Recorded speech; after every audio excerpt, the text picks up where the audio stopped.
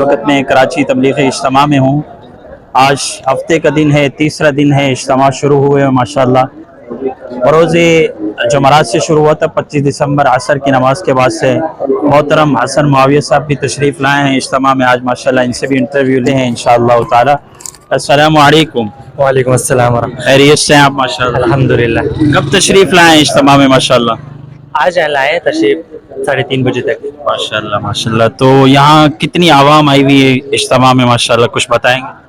आवाम तो माशाल्लाह बहुत है, अंदाज़ा नहीं लगा सकते, ये तो अल्लाह को मालूम है, हम नहीं गिन सकते इनको। फिर भी शायद मेरे नज़दीक 3 लाख तकरीबन। तो जो इज्तिमा में भैया हज़रात शिरकत कर रहे हैं तो क्या फ़ायदे हासिल होंगे, कुछ फ़वाइद भी बता दें इज्तिमा के हवाले से। इज्तिमा के बहुत सारे फ़ायदे हैं। एक तो हमें तबलीग का जो फ़ायदा है वो इल्म होगा, और दूसरी बात ये है कि हमें अमाल के साथ मस्जिद के साथ जुड़ने की तौफीक होगी। और पहली बात, हम 3 दिन बाजमात नमाज पढ़ेंगे, जो हमें आम दिनों में मुश्किल मिलती है। यहाँ हम ये है कि हम जब 3 दिन जुड़ेंगे तो हमें 3 दिन जमात के साथ नमाज पढ़ने की तौफीक मिलेगी। अल्लाह वालों के बयानात, उनके अहवाल, उनकी कारगुजारी सुनने को मिलेगी। इंशाल्लाह बहुत सारा फ़ायदा होगा।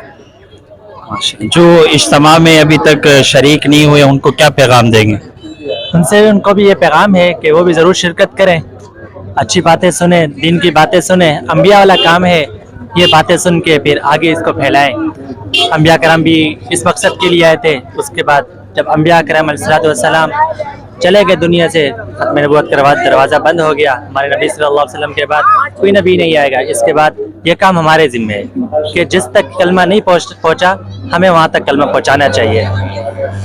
माशाल्लाह माशाल्लाह, बेहतरीन अंदाज में हसन मुआविया भाई माशाल्लाह पैगाम दे रहे थे कराची इज्तिमा से।